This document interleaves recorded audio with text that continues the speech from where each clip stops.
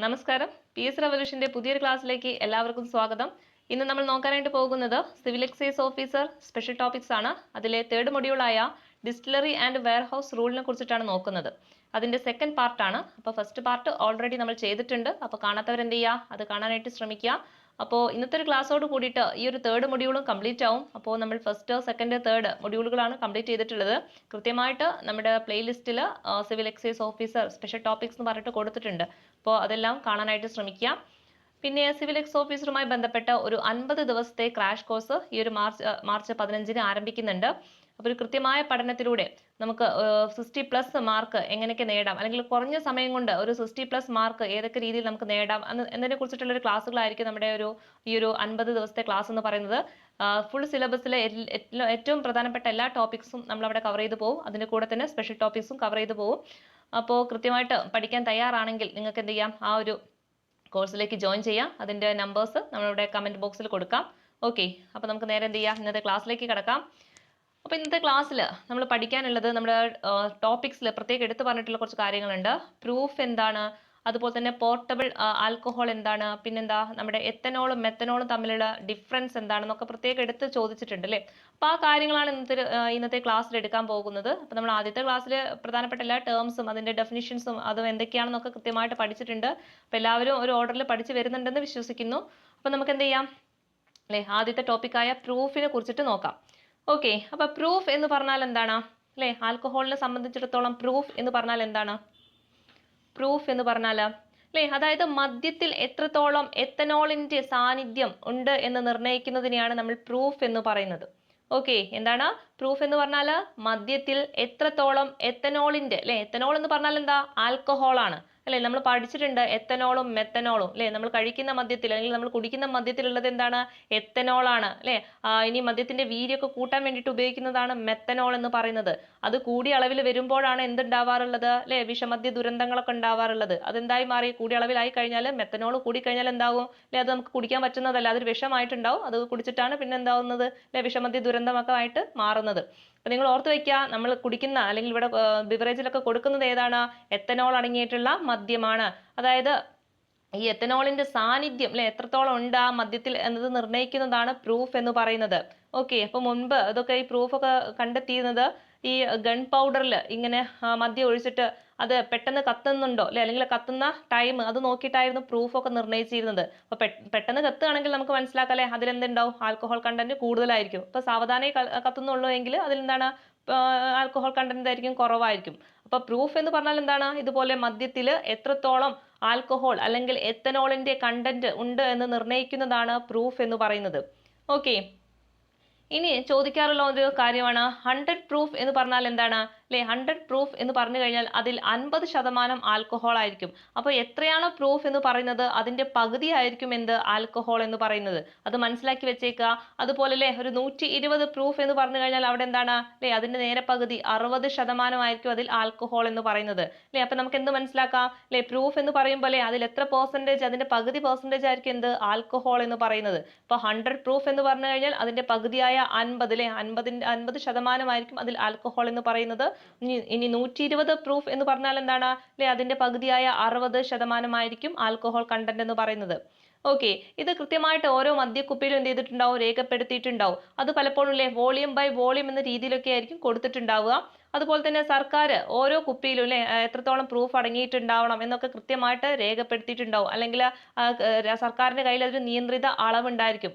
അതായത് ഉപയോഗിക്കുന്ന അല്ലെ, നമ്മൾ കുടിക്കുന്ന മദ്യത്തിൽ കൃത്യമായിട്ടുള്ള പ്രൂഫ് കണക്കുകളും ഒക്കെ ഉണ്ടാകും. അതൊക്കെ എന്ത് ചെയ്തിട്ടുണ്ടാവണം, ആ ഒരു മദ്യക്കുപ്പിയിലെ ആ ബോട്ടിൽ രേഖപ്പെടുത്തിയിട്ടുണ്ടാവും. അപ്പൊ അതിൽ കൂടുതൽ ഉള്ള മദ്യം എന്ത് ചെയ്യാൻ പാടില്ല, ഉപയോഗിക്കാനായിട്ട് പാടില്ല. അതായത് ആൽക്കഹോൾ കണ്ടന്റിലെ പ്രൂഫിനേക്കാളും കൂടുതൽ കണ്ടന്റ് അടങ്ങിയിട്ടുള്ള മദ്യം എന്ത് ചെയ്യാൻ പാടില്ല, അത് വിൽക്കാൻ പാടില്ല. അപ്പൊ അതിന് വേണ്ടിയിട്ടാണ് അവിടെ കൃത്യമായിട്ട് ബോട്ടിൽ ഇങ്ങനെ രേഖപ്പെടുത്തിയിട്ടുള്ളത്.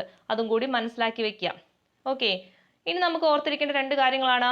ഇന്ത്യയിലെ നിയന്ത്രിത അളവ് എന്ന് പറയുന്നത് എത്രയാണ്, 42.8% വോളിയം ബൈ വോളിയം പ്രൂഫ് ആണ്. അപ്പൊ അതും കൂടി ഓർത്ത് വെച്ചേക്കുക, പ്രൂഫിന്റെ കണക്കാണ്. ഇന്ത്യയിലെ നിയന്ത്രിത അളവ് എന്ന് പറയുന്നത് എത്രയാണ്, 42.8% ആണ് കേട്ടോ. ഓർത്ത് വെച്ചേക്കുക, 42.8% വോളിയം ബൈ വോളിയം പ്രൂഫ് ആണ്. അതുപോലെ തന്നെ ഓർത്തിരിക്കേണ്ട ഒന്നാണ്, 1 ലിറ്റർ ആൽക്കഹോൾ എന്ന് പറയുന്നത് എന്താണ്, 1 ലിറ്റർ ആൽക്കഹോൾ എന്ന് പറയുന്നത് 1.75 ലിറ്റർ ഓഫ് പ്രൂഫ് സ്പിരിറ്റ് ആണ്. അതും കൂടി ഒന്ന് ഓർത്ത് വെച്ചേക്കുക.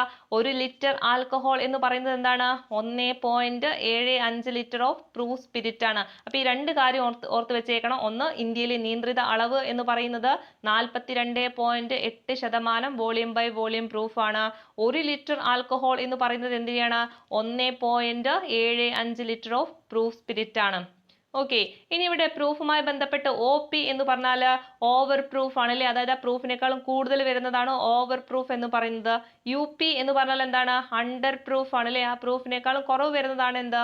UP എന്ന് പറയുന്നത്. അതും കൂടി എന്ത് ചെയ്യുക, ഈ ഒരു അവസരത്തിൽ ഓർത്ത് വെച്ചേക്കുക. അപ്പൊ പ്രൂഫ് എന്ന് പറഞ്ഞാൽ എന്താണ്? അല്ലെ, മദ്യത്തിലെ എത്തനോൾ അതായത് ആൽക്കഹോളിന്റെ അളവ് നിർണ്ണയിക്കുന്നതിനെയാണ് പ്രൂഫ് എന്ന് പറയുന്നത്. ഇനി എത്രയാണോ പ്രൂഫ് തന്നിട്ടുള്ളത് അതിന്റെ പകുതി ആയിരിക്കും എന്താ, അല്ലെ, അതിൽ ആൽക്കഹോൾ എന്ന് പറയുന്നത്. ഇപ്പൊ 100% അല്ലെങ്കിൽ 100 പ്രൂഫ് എന്ന് പറഞ്ഞാൽ അതിൽ എത്രയാണ്? 50% ആയിരിക്കും ആൽക്കഹോൾ. അപ്പൊ ഇത് കൃത്യമായിട്ട് വോളിയം ബൈ വോളിയം ആയിട്ട് എന്ത് ചെയ്തിട്ടുണ്ട്? ഓരോ മദ്യ കുപ്പികളിലും രേഖപ്പെടുത്തിയിട്ടുണ്ട്. സർക്കാരിന് കൃത്യമായിട്ടുള്ള ഒരു നിയന്ത്രണം ഇതിൽ കൊടുത്തിട്ടുണ്ട്. ഓരോ മദ്യക്കുപ്പിയിലും ഉണ്ടായിരിക്കേണ്ട പ്രൂഫിന്റെ അളവ് കൃത്യമായിട്ട് കൊടുത്തിട്ടുണ്ട്. അതിൽ കൂടുതൽ എന്ത് ചെയ്യാൻ പാടില്ല? മദ്യക്കുപ്പികളിലെ അതിൽ കൂടുതലുള്ള ആൽക്കഹോൾ കണ്ടന്റ് അടങ്ങിയിട്ടുള്ള മദ്യക്കുപ്പികൾ എന്ത് ചെയ്യാൻ പാടില്ല? വിൽക്കാനായിട്ട് പാടില്ല. അതും കൂടി നിങ്ങൾ ഓർത്ത് വെച്ചേക്കുക. പിന്നെ ഇവിടെ അറിഞ്ഞിരിക്കേണ്ട രണ്ട് കാര്യങ്ങളാണ്. ഇന്ത്യയിലെ നിയന്ത്രിത അളവ് എന്ന് പറയുന്നത് എത്രയാണ്? 42.8% വോളിയം ബൈ വോളിയം പ്രൂഫ് ആണ്. അതുപോലെ 1 ലിറ്റർ ആൽക്കഹോൾ എന്ന് പറയുന്നത് 1.75 ലിറ്റർ ഓഫ് പ്രൂഫ് സ്പിരിറ്റ് ആണ്. അതും കൂടി ഒന്ന് ഓർത്ത് വെച്ചേക്കുക. ദെൻ അടുത്ത് നമുക്ക് നോക്കാനുള്ളതാണ് പോർട്ടബിൾ ആൽക്കഹോൾ, അതുപോലെ തന്നെ നോൺ പോർട്ടബിൾ ആൽക്കഹോൾ. അല്ലെ, നമ്മുടെ സിലബസിൽ കൃത്യമായിട്ട് കൊടുത്തിട്ടുണ്ട് പോർട്ടബിൾ ആൽക്കഹോളിനെ കുറിച്ചിട്ടും അതുപോലെ തന്നെ നോൺ പോർട്ടബിൾ ആൽക്കഹോളിനെ കുറിച്ചിട്ടും. അപ്പൊ ഒന്നുമില്ല, പോർട്ടബിൾ ആൽക്കഹോൾ എന്ന് പറഞ്ഞു കഴിഞ്ഞാൽ നമുക്കല്ലേ മനുഷ്യ ഉപഭോഗത്തിന് അനുയോജ്യമായിട്ടുള്ള മദ്യം, അതായത് അല്ലെ മനുഷ്യനൊക്കെ ഇവിടെയുള്ള ബിവറേജിലൊക്കെ കൊടുക്കുന്ന മദ്യം, അതായത് കുടിക്കാൻ പറ്റുന്ന മദ്യമാണ് എന്താ? പോർട്ടബിൾ ആൽക്കഹോൾ എന്ന് പറയുന്നത്. ഓർത്ത് വെച്ചേക്കണം, എന്താണ്? മനുഷ്യ ഉപഭോഗത്തിനുള്ള മദ്യം, അല്ലെ, അതായത് ശുദ്ധീകരിച്ച മദ്യമാണ്. അല്ലെ, ശുദ്ധീകരിച്ച മദ്യമാണ്. ഇതിൽ എന്തായിരിക്കും അടങ്ങിയിട്ടുണ്ടാവുന്നത്? എത്തനോൾ ആണ്. ഓർത്ത് വെച്ചേക്കണം, അല്ലെ, എത്തനോൾ ആണ്. നമ്മൾ പഠിച്ചു അല്ലെ, എത്തനോളും മെത്തനോളും അങ്ങോട്ടും ഇങ്ങോട്ടും മാറരുത്. മാറാതിരിക്കാൻ വേണ്ടി ഞാൻ പറഞ്ഞിട്ടുണ്ടായിരുന്നു. എത്തനോൾ എന്ന് പറയുമ്പോൾ എന്താണ് നമ്മൾ ഓർക്കേണ്ടത്? അല്ലെ, എഡിബിൾ. എഡിബിൾ എന്ന് പറഞ്ഞാൽ എന്താണ്? അല്ലെ, ഭക്ഷ്യയോഗ്യമായതല്ലേ. അത് അങ്ങനെ തന്നെ നിങ്ങൾക്ക് ഓർത്ത് വെക്കുക. അല്ലെ, എഡിബിൾ എന്ന് പറയുമ്പോൾ അല്ലെ ഭക്ഷ്യയോഗ്യമാണ്. അപ്പൊ ഈ വെച്ചിട്ട് കണക്ട് ചെയ്ത് വെക്കുക. Edible, ethanol. അല്ലെ, മെത്തനോൾ എന്ന് പറഞ്ഞാൽ എന്താണ്? വിഷം അടങ്ങിയിട്ടുള്ളതാണ്. അതായത് നമുക്ക് കുടിക്കാൻ പറ്റൂല. അത് അത്രമാത്രം നിങ്ങൾ ഓർത്ത് വെക്കുക. അതായത് മദ്യത്തിന്റെ വീര്യമൊക്കെ കൂട്ടാൻ വേണ്ടിയിട്ടാണ് ഈ മെത്തനോളൊക്കെ ചേർക്കുന്നത്. അത് കൂടിയ അളവിൽ വരുമ്പോഴാണ് അത് എന്തായി മാറുന്നത്? അല്ലെ, കുടിക്കാൻ പറ്റാത്ത സ്ഥിതിയിലേക്ക് എത്തുന്നത്. ഓക്കെ, അപ്പോൾ പോർട്ടബിൾ ആൽക്കഹോൾ എന്ന് പറഞ്ഞാൽ എന്താ?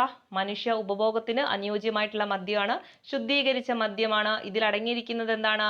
എത്തനോൾ ആണ്. ഇത് എങ്ങനെയാണ് ഉണ്ടാക്കിയെടുക്കുന്നത് ചോദിച്ചാൽ നല്ല നമ്മൾ പഠിച്ചിട്ടുണ്ട്. ഫെർമെന്റ് ചെയ്തിട്ടും അതുപോലെ തന്നെ ഡിസ്റ്റിലേറ്റ് ചെയ്തിട്ടുമാണ് ഉണ്ടാക്കിയെടുക്കുന്നത്. അല്ലെ, അതായത് പുളിപ്പിച്ചിട്ട്, അല്ലെ, പുളിപ്പിക്കുക എന്ന് പറയുന്നതാണ് ഫെർമെന്റ് ചെയ്തെടുക്കുക എന്ന് പറയുന്നത്.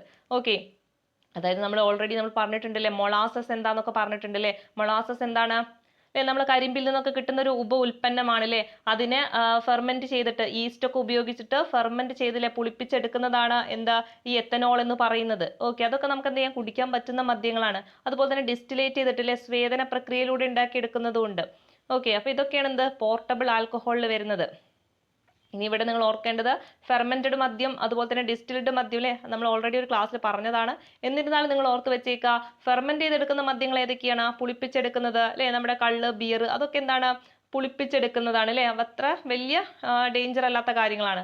എന്നാൽ ഡിസ്റ്റിൽഡ്, അല്ലെ, അതായത് അത്ര നമ്മുടെ ആരോഗ്യത്തിന് അത്ര ഹാനികരമല്ലാത്ത, മദ്യം എന്ന് പറഞ്ഞാൽ ഹാനികരം തന്നെയാണ്. എന്നിരുന്നാലും പൊതുവെ കുറവായിട്ടുള്ളതാണ് ഇത് ഫെർമെന്റഡ് മദ്യം എന്ന് പറയുന്നത്, അതായത് പുളിപ്പിച്ചെടുക്കുന്നത്. എന്നാൽ ഡിസ്റ്റിൽഡ് ലിക്വർ എന്ന് പറയുന്നത് ഏതൊക്കെയാണ്? അല്ലെ, ബ്രാൻഡി, വിസ്കി, ചാരായം, അതൊക്കെ എന്താണ്? അതൊക്കെ വാറ്റിയെടുക്കാന്നൊക്കെ പറയില്ലേ, അതാണ് ഡിസ്റ്റിൽഡ് മദ്യം എന്ന് പറയുന്നത്. അപ്പൊ അത് രണ്ടും ഏതൊക്കെയാണെന്ന് കൃത്യമായിട്ട് അറിഞ്ഞു വെച്ചേക്കുക. ഇനി നമ്മൾ പോർട്ടബിൾ പറഞ്ഞില്ലേ, പോർട്ടബിൾ എന്ന് പറഞ്ഞാൽ മനുഷ്യ ഉപഭോഗത്തിനുള്ളത്, അതായത് നമുക്ക് കുടിക്കാൻ പറ്റുന്ന മദ്യമാണ്. അല്ലെ, അങ്ങനെയാണെങ്കിൽ നോൺ പോർട്ടബിൾ ആൽക്കഹോൾ എന്ന് പറഞ്ഞാൽ എന്താ? നോൺ പോർട്ടബിൾ ആൽക്കഹോൾ നേരെ വിപരീതല്ലേ. അതായത് എന്താണ്? ഇതിന് നമുക്ക് വേറൊരു പേരും പറയും, ഡീനാച്ചുവേർഡ് ആൽക്കഹോൾ. നമ്മൾ കഴിഞ്ഞ ക്ലാസ്സിൽ പറഞ്ഞിട്ടുണ്ടായിരുന്നു അല്ലെ, ഡീനാച്ചുവേർഡ് ആൽക്കഹോൾ എന്താന്ന്, അല്ലെ, അതായത് മനുഷ്യ ഉപഭോഗത്തിന് പറ്റാത്ത മദ്യം. അല്ലെ, അതിലെന്തായിരിക്കും അടങ്ങിയിട്ടുണ്ടാവുക? മെത്തനോൾ അടങ്ങിയിട്ടുള്ളത്. ഓക്കെ, അത് അങ്ങനെ തന്നെ ഓർത്ത് വെച്ചേക്കുക. നോൺ പോർട്ടബിൾ ആൽക്കഹോൾ അടങ്ങിയിട്ടുള്ളത് എന്താണ്? മെത്തനോൾ ആണ്. അല്ലെ, മെത്തനോൾ അടങ്ങിക്കഴിഞ്ഞാൽ നമുക്ക് കുടിക്കാൻ പറ്റുമോ?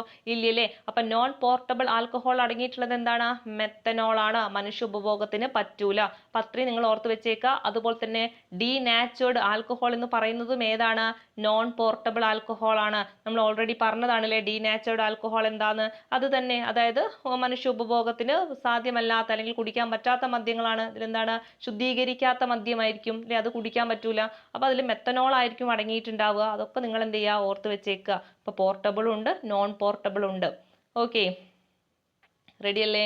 ഇനി അടുത്ത് നമുക്ക് നോക്കാനുള്ളത് വളരെ ഇമ്പോർട്ടന്റ് ആയിട്ടുള്ള കാര്യമാണ്. നമ്മൾ ഇപ്പൊ ഇത്രയും പറഞ്ഞ മെത്തനോളും ഉണ്ടല്ലോ, അതിനെ കുറിച്ചുള്ള ഒരു ഡിഫറൻസ് ആണ് നമ്മുടെ സിലബസിൽ പ്രത്യേകം എടുത്ത് പറഞ്ഞിട്ടുണ്ട്, ഇത് തമ്മിലുള്ള ഡിഫറൻസ് അല്ലേ. അപ്പൊ നമുക്ക് എന്ത് ചെയ്യാം? ഓരോന്നായിട്ട് പഠിക്കാം. വളരെ സിമ്പിൾ ആണ്, ഓർത്തെടുക്കട്ടെ. നമ്മുടെ മനസ്സിൽ ഒരു കാര്യം ഉണ്ടാവണം, മെത്തനോളിന്റെ ബേസിക് ആയിട്ടുള്ള കാര്യമല്ലേ. അതായത് നമ്മൾ കുടിക്കുന്ന മദ്യത്തിലുള്ളത് എന്താണ്? എത്തനോൾ ആണല്ലേ, എഡിബിൾ ആയിട്ടുള്ളതാണ്. മെത്തനോൾ എന്ന് പറഞ്ഞു കഴിഞ്ഞാൽ വിഷമാണെന്ന് മാത്രം നിങ്ങളുടെ മനസ്സിൽ ഉണ്ടാവണം. പിന്നെ പറയുന്ന കാര്യങ്ങളൊക്കെ നമുക്കത് കണക്ട് ചെയ്ത് വെക്കാൻ പറ്റും. ഓക്കെ, ഇവിടെ നമ്മൾ ആദ്യം അറിഞ്ഞിരിക്കേണ്ടത് എത്തനോളിന്റെ രാസവാക്യമാണ് അല്ലെ. അത് സെപ്പറേറ്റ് നമുക്ക് കഴിഞ്ഞ ക്ലാസ്സിൽ പറഞ്ഞിട്ടുണ്ടായിരുന്നു. അത് സിലബസിലും അതുപോലെ തന്നെ ചോദിക്കുന്നുണ്ട്. ഈ എത്തനോളിന്റെയും അതുപോലെ തന്നെ മെത്തനോളിന്റെയും രാസസമവാക്യം എന്താണെന്നൊക്കെ ചോദിക്കുന്നുണ്ട്. അത് ചോദിച്ചിട്ടുണ്ട് പരീക്ഷയ്ക്ക്, നിങ്ങൾ പഠിച്ചു വെച്ചേക്കുക. എത്തനോൾ എന്ന് പറഞ്ഞാൽ C2H5OH ആണ്. എന്താണ്? C2H5OH. നിങ്ങൾ ഇപ്പൊ തന്നെ എന്ത് ചെയ്യുക? ഞാൻ പറഞ്ഞിട്ടുണ്ടല്ലേ ഷോർട്ട് നോട്ടൊക്കെ, ആ ഷോർട്ട് നോട്ടിൽ ഈ എത്തനോളും മെത്തനോളും ഇപ്പൊ തന്നെ അങ്ങ് എഴുതി വെച്ചേക്കുക. ഇത് നിങ്ങൾ സ്ഥിരം എന്നും നോക്കിക്കൊണ്ടു കേട്ടോ. പരീക്ഷ ആകുമ്പോഴേക്കും, പരീക്ഷയ്ക്ക് പോകുന്ന സമയത്തും പരീക്ഷയുടെ തലേന്നൊക്കെ ഈ ഒരു കാര്യം നോക്കി വെക്കണം. ചില കാര്യങ്ങൾ നമുക്കില്ലേ അത് പെട്ടെന്ന് മറന്നു പോകാൻ സാധ്യത കൂടുതലാണ്, അല്ലെങ്കിൽ കൺഫ്യൂഷൻ ഉണ്ടാവാൻ കൂടുതലുള്ളതാണ്. അപ്പൊ അതൊക്കെ എന്ത് ചെയ്യുക? ഡെയിലി അല്ലെ പഠിക്കുന്ന ഭാഗത്തോ അല്ലെങ്കിൽ എവിടെയെങ്കിലും ഒട്ടിച്ചിട്ടോ അല്ലെങ്കിൽ ഷോർട്ട് നോട്ടായിട്ടൊക്കെ എഴുതി വെക്കുക. അത് ഇങ്ങനെ ഇടയ്ക്കിടയ്ക്ക് ഇങ്ങനെ നോക്കുക. അത് പിന്നെ അങ്ങനെ എന്ത് ചെയ്യും? നമ്മുടെ മൈൻഡിൽ പതിഞ്ഞോളും. അപ്പൊ അങ്ങനെ ചെയ്യേണ്ട ഒരു സാധനമാണ് ഈ എത്തനോളിന്റെ രാസസമവാക്യവും മെത്തനോളിന്റെയും. ഇത് ചോദിക്കാറുള്ളതാണ്, അതുകൊണ്ടാണ് പറയുന്നത്. അപ്പൊ എത്തനോൾ എന്ന് പറഞ്ഞാൽ ഏതാണ്? C2H5OH ആണ്. മെത്തനോൾ ആണെങ്കിലോ CH3OH ആണ്. അത് മൈൻഡിൽ ഉണ്ടാവണം. ഓക്കെ, ഇനി എത്തനോൾ എന്ന് പറഞ്ഞാൽ എന്താണ്? ഈത്തൈൽ ആൽക്കഹോൾ ആണ് അല്ലെ. എത്തനോൾ എന്ന് പറഞ്ഞാൽ എന്താണ്? ഈത്തൈൽ ആൽക്കഹോൾ അല്ലെ. ഈത്തൈൽ ആൽക്കഹോളിനെയാണ് നമ്മൾ എന്ത് പറയുന്നത്? എത്തനോൾ എന്ന് പറയുന്നത്. അപ്പം എത്തനോൾ എന്താവും? മീത്തൈൽ ആൽക്കഹോൾ ആണ്. ഓക്കെ, ഇനി ഇവിടെ എത്തനോളിൽ അല്ലെ 2 കാർബൺ ആറ്റങ്ങൾ അടങ്ങിയിട്ടുണ്ട് അല്ലെ. ഇവിടെ പറയുന്നുണ്ട് രാസസമവാക്യത്തിൽ ഇവിടെ എത്രയുണ്ട്? 2 അല്ലെ. അപ്പൊ 2 കാർബൺ ആറ്റങ്ങൾ അടങ്ങിയത് ഏതിലാന്ന് ചോദിച്ചാൽ ഏതിലാണത്? എത്തനോൾ ആണ്. അപ്പൊ 2 കാർബൺ ആറ്റങ്ങൾ അടങ്ങിയിട്ടുണ്ടെന്ന് നമുക്ക് മനസ്സിലാവണമെങ്കിൽ ആദ്യം അതിന്റെ രാസസമവാക്യം അറിഞ്ഞിരിക്കണ്ടേ. അതുകൊണ്ടാണ് പറയുന്നത്, അത് കൃത്യമായിട്ട് പഠിച്ചു വെച്ചേക്കണം. ഓക്കെ, അപ്പോൾ എത്തനോളിൽ എത്രയാണ്? 2 കാർബൺ ആറ്റങ്ങൾ അടങ്ങിയിട്ടുണ്ട്. എന്നാൽ മെത്തനോളിലോട്ട് വരുമ്പോൾ എത്രയുള്ളൂ? 1 കാർബൺ ആറ്റം മാത്രമേ ഉള്ളൂ. ഓക്കെ, അപ്പൊ മെത്തനോളിൽ എത്രയുള്ളൂ? 1 കാർബൺ ആറ്റം മാത്രമേ ഉള്ളൂ. അതുപോലെ തന്നെ ഇത് ഏത് ഗ്രൂപ്പ് ആയിരിക്കും? അല്ലെ, ഈത്തൈൽ. എത്തനോൾ ആണെങ്കിൽ ഏതാണ്? അല്ലെ, ഈത്തൈൽ ഗ്രൂപ്പ് ആയിരിക്കും. മെത്തനോൾ ആണെങ്കിലോ ഏതാവും? മീത്തൈൽ ഗ്രൂപ്പ് ആവും. അതും കൂടി ഓർത്ത് വെച്ചേക്കുക. ഇനി എത്തനോൾ ഉണ്ടാക്കുന്നത് അല്ലെ, നമ്മൾ പറഞ്ഞു ഏത് രീതിയിലൊക്കെ ഫെർമെന്റ് ചെയ്തിട്ടും ഡിസ്റ്റിലേറ്റ് ചെയ്തിട്ടും ഒക്കെ ഉണ്ടാക്കുന്നുണ്ട് അല്ലെ. ഇവിടെ പറയുന്നുണ്ട് മൊളാസസ് അല്ലെ. മൊളാസസ് ഫെർമെന്റേഷൻ നടത്തിയിട്ടാണ് എന്തുണ്ടാക്കുന്നത്? എത്തനോൾ ഉണ്ടാക്കുന്നത്. ഓക്കെ, അപ്പൊ മൊളാസസ് എന്താന്നൊക്കെ നമ്മൾ പഠിച്ചിട്ടുണ്ട് അല്ലെ. എന്താണ്? കരിമ്പിൽ നിന്ന് കിട്ടുന്ന ഒരു ഉപ ഉൽപ്പന്നമാണല്ലേ. അത് എന്ത് ചെയ്യുന്നുണ്ട്? ഈസ്റ്റ് ഒക്കെ ഉപയോഗിച്ച് പുളിപ്പിച്ചെടുക്കുന്നതാണ് എന്ത്? ഈ ഒരു ആൽക്കഹോൾ അല്ലെ, അല്ലെങ്കിൽ എത്തനോൾ എന്ന് പറയുന്നത്. ഇനി മെത്തനോളിലോട്ട് വരുമ്പോൾ അല്ലെ, നമ്മൾ പറഞ്ഞത് ഒരു വിഷമാണല്ലേ. അതായത് മെത്തനോൾ ഇതിന്റെ കള്ളിന്റെ ഒക്കെ വീര്യം അല്ലെങ്കിൽ മദ്യത്തിന്റെ ഒക്കെ വീര്യം കൂട്ടാൻ വേണ്ടിയിട്ടാണ് ഈ മെത്തനോൾ ഉപയോഗിക്കുന്നത്. അത് കൂടിയ അളവിൽ അല്ലെ, നന്നായിട്ട് കൂടിക്കഴിഞ്ഞാലാണ് അത് എന്താവുന്നത് അല്ലെ, നമുക്ക് കുടിച്ചു കഴിഞ്ഞാൽ ആള് തട്ടിപ്പോകുന്നത്. അപ്പൊ ഈ മെത്തനോളിൽ എങ്ങനെയൊക്കെ അടങ്ങിയിരിക്കുന്നത്?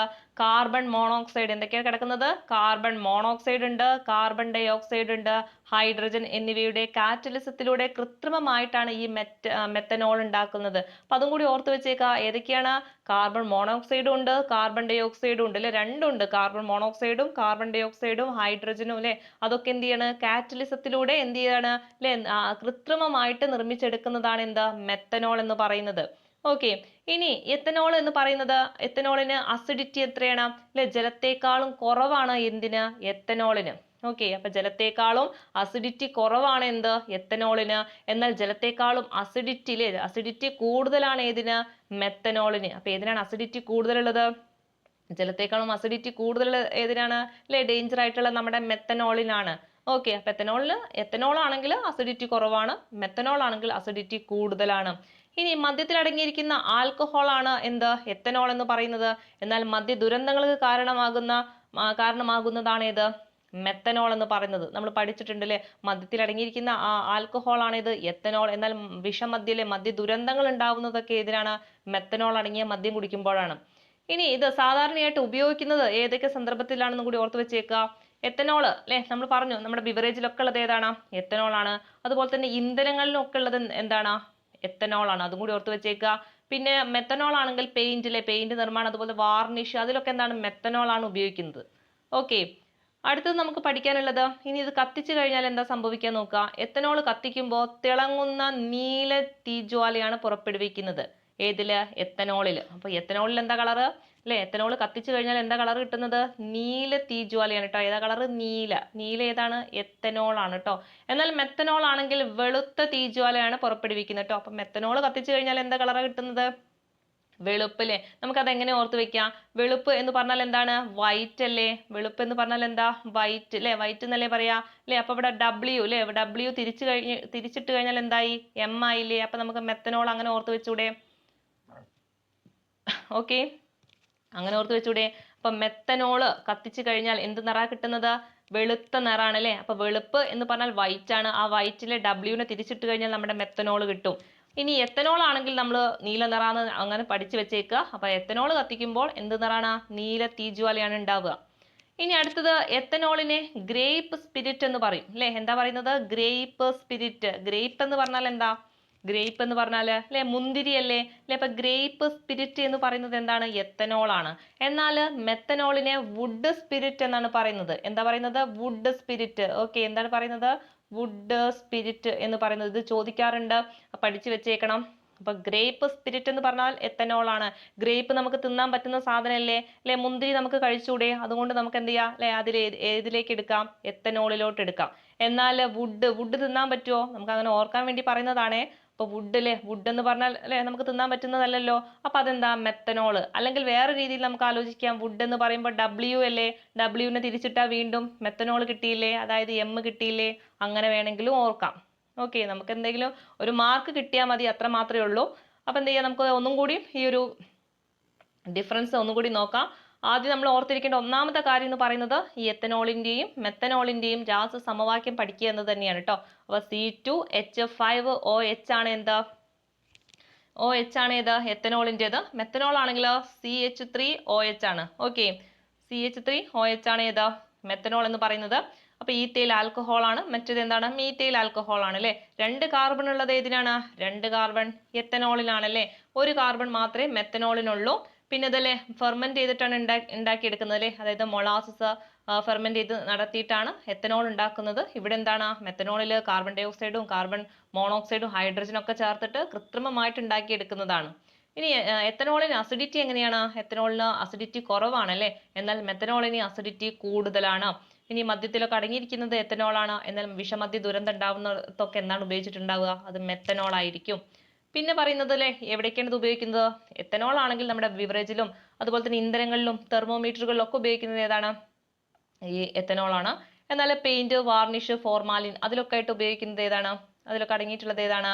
അതിൽ നമ്മുടെ മെത്തനോൾ ആണ് അല്ലെ, വിഷമായിട്ടുള്ള സാധനമാണ്. ഇനി കത്തിച്ചു കഴിഞ്ഞാൽ എത്തനോൾ ആണെങ്കിൽ നീല കളർ കിട്ടും കേട്ടോ. എത്തനോളിന് നീല കളറാണ്. മെത്തനോളിനാണെങ്കിൽ എന്താണ്? വൈറ്റ് കളറാണ് അല്ലെ, അതായത് വെളുത്ത തീജ്വാല ഉണ്ടാവുക. എത്തനോളിനെ ഗ്രേപ്പ് സ്പിരിറ്റ് എന്ന് പറയും, മെത്തനോളിനെ വുഡ് സ്പിരിറ്റ് എന്ന് പറയും. ക്ലിയർ അല്ലേ? അപ്പൊ ഡിഫറൻസ് പഠിച്ചില്ലേ? കൃത്യമായിട്ട് പഠിച്ചോളൂ കേട്ടോ. ഇതൊന്ന് ചോദിക്കാൻ സാധ്യത കൂടുതലാണ്. ഇനി നമുക്ക് അടുത്ത് പഠിക്കാനുള്ളത് ട്രാജഡീസ് ആണ് കേട്ടോ. അതായത് വിഷമദ്യം, നമ്മൾ പറഞ്ഞു വിഷമദ്യം ദുരന്തങ്ങളൊക്കെ ഉണ്ടാവുമ്പോൾ എങ്ങനെ ഉണ്ടാവുന്നത് അല്ലേ. അതായത് ഈ ഒരു മദ്യത്തില് മെത്തനോളിന്റെ അളവില് വീര്യം കൂട്ടാൻ വേണ്ടിയിട്ട് ഉപയോഗിക്കുന്നതാവും. പക്ഷെ എന്താവും, അത് കൂടിയ അളവിലല്ലേ, അളവിലും കൂടുതൽ ആക്കി കഴിഞ്ഞാൽ അതെന്തായി കുടിക്കാൻ പറ്റാത്ത സ്ഥിതിയായി അല്ലെ. കുടിച്ചു കഴിഞ്ഞാൽ ആള് തട്ടിപ്പോകുന്ന സ്ഥിതിയായി. അപ്പൊ അതാണ് അങ്ങനെയാണ് ഈ ഒരു വിഷമദ്യ ദുരന്തങ്ങളൊക്കെ ഉണ്ടാവുന്നത്. അപ്പോൾ ഇവിടെ പറയുന്നുണ്ടല്ലേ, കുടിക്കാൻ ഉപയോഗിക്കുന്ന മദ്യം എന്ന് പറയുന്നത് ഏതാണ്? ഈത്തൈൽ ആൽക്കഹോൾ ആണ്, അതായത് എത്തനോൾ ആണ്. മദ്യ ദുരന്തങ്ങൾക്ക് കാരണം ഏതാണ്? മീത്തൈൽ ആൽക്കഹോൾ അഥവാ മെത്തനോൾ ആണ്. ഓക്കെ, ഇനി പ്രധാനമായിട്ടും നമ്മുടെ കേരളത്തിൽ ഉണ്ടായിട്ടുള്ള കുറച്ച് വിഷമദ്യ ദുരന്തങ്ങൾ ഒന്ന് ഓർത്ത് വെച്ചേക്കുക. ഒന്നാമത്തത് വളരെ പ്രധാനപ്പെട്ട ഒന്നാണ് വൈപ്പിൻ വിഷമദ്യ ദുരന്തം അല്ലെ. വളരെ ഇമ്പോർട്ടന്റ് ആയിരുന്നു വൈപ്പിൻ വിഷമദ്യ ദുരന്തം അല്ലെ. 1982 ഇത് സംഭവിക്കുന്നത്. എവിടെയാണ് വൈപ്പിൻ എന്ന് പറഞ്ഞാൽ? എവിടെ സ്ഥലം അല്ലെ? നമ്മുടെ എറണാകുളത്താണ്. അപ്പൊ എറണാകുളം വൈപ്പിൻ വിഷമദ്യ ദുരന്തം വർഷം ഓർത്ത് വെച്ചേക്ക. 1982 ഓക്കെ. ഇനി അടുത്തത് നമുക്ക് കല്ലുവാതിക്കൽ ഒരു വിഷമദ്യ ദുരന്തം ഉണ്ടായിട്ടുണ്ട്. വളരെ പ്രധാനപ്പെട്ടതാണ് അല്ലെ. അപ്പൊ അത് 2000 കേട്ടോ. അപ്പൊ കല്ലുവാതിക്കൽ എന്ന് പറയുന്നത് കൊല്ലത്താണ്. കല്ലുവാതിക്കൽ കൊല്ലം അല്ലെ. അതെന്നാണ് 2000-ലാണ് കേട്ടോ. അപ്പോൾ അതൊന്ന് ഓർത്ത് വെച്ചേക്കാം. അത്ര വലിയ ഇമ്പോർട്ടൻ്റ് അല്ല, എന്നാലും ട്രാജഡീസിനെ കുറിച്ച് ചോദിക്കുന്നുണ്ട്. അപ്പോൾ കേരളത്തിൽ ഉണ്ടായിട്ടുള്ള പ്രധാന ട്രാജഡീസ് ഇതൊക്കെയാണ് ഈ വിഷമദ്യ ദുരന്തവുമായി ബന്ധപ്പെട്ട്.